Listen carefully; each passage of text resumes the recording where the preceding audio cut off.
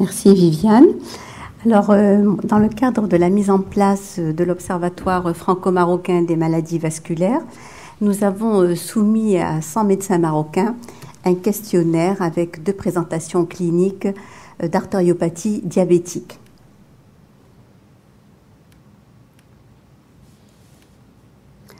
Alors, cette population de médecins était répartie de façon à peu près égale entre femmes médecins et hommes médecins, avec un âge moyen de 42 ans. Pour la plupart de ces médecins, c'était des généralistes et des endocrinologues. Alors, le premier cas clinique est celui d'un patient de 45 ans, asymptomatique, et qui est connu sédentaire, avec une surcharge pondérale, qui a un diabète depuis 5 ans non traité, tabagique et avec des triglycérides et un LDL augmenté. Ce patient est adressé par son diabétologue pour un bilan vasculaire. Alors, pour 95% de ces médecins questionnés, l'examen par échodoppler est justifié devant l'association de facteurs de risque que l'on connaît majeurs, à savoir le tabac et le diabète. Alors, pour ce qui est des lésions artérielles en faveur d'une artériopathie diabétique, pour 95,8% de ces médecins, il s'agit de l'occlusion ou d'une sténose des axes de jambes. Par contre, la pression distale élevée n'a été relevée que par moins de 25% des médecins, ce qui dénote un petit peu le manque dans la pratique quotidienne de la recherche de l'IPS. Et on l'avait démontré l'an dernier quand on avait présenté ce même questionnaire sur l'artériopathie oblitérante des membres inférieurs, que seulement 30% prescrivaient la recherche et le calcul de l'IPS.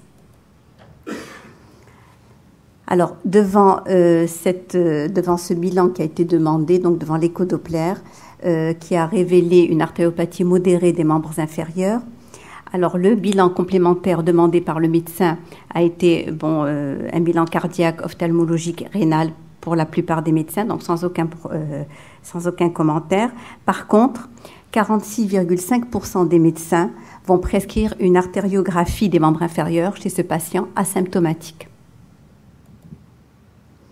Alors, le traitement et la prise en charge thérapeutique est relativement correcte puisque la majorité des médecins vont prescrire des antiagrégants plaquettaires avec un programme de marche d'exercice physique pour ce patient sédentaire. Un traitement complémentaire est aussi justifié pour 97% de ces médecins par l'adjonction d'hypoglycémiants, d'hypolipémiants et d'antihypertenseurs, avec comme cible une tension artérielle de 130/80. Pour les triglycérides, une cible, un taux inférieur à 1,5 et pour les LDL, un taux inférieur à 1 g.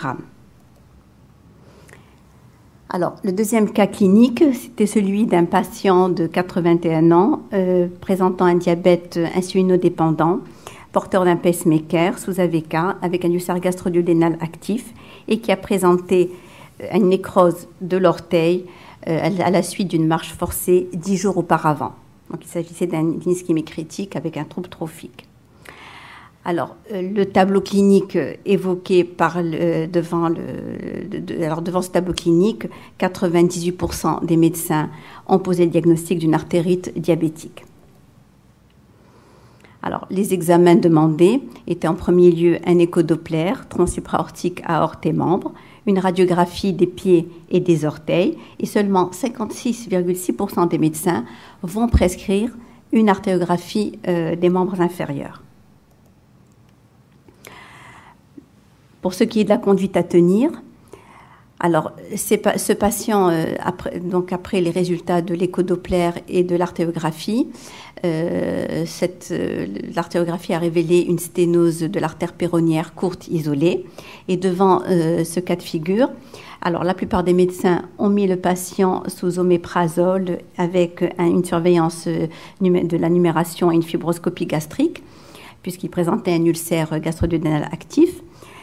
Pour ce qui est de sa nécrose, des pansements quotidiens avec une antibiothérapie adaptés au prélèvement, le relais des AVK par la cassiparine. Par contre, pour ce qui est d'une revascularisation jambière, uniquement 64,6% de ces médecins vont proposer une revascularisation jambière quand on sait qu'il s'agissait d'une atteinte et de la préservation d'un axe artériel unique. Il y avait uniquement une artère péronnière qui était encore perméable.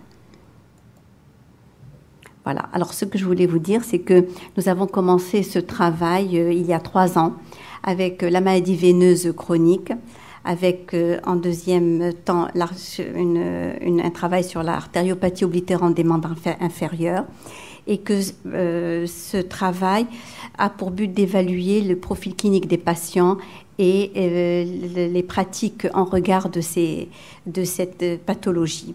C'est un observatoire séquentiel qui permettra de faire une répétition annuelle d'études transversales sur un échantillon représentatif de médecins. Et l'objectif secondaire de cet observatoire, c'est en fait, grâce à la coopération accrue dans les domaines de l'angiologie, de pouvoir bénéficier d'un transfert de technologie et de savoir-faire clinique et industriel qui va permettre de mettre en place des méthodes diagnostiques et des traitements qui seront progressivement disponibles dans tous les pays du Maghreb. Je vous remercie. Merci.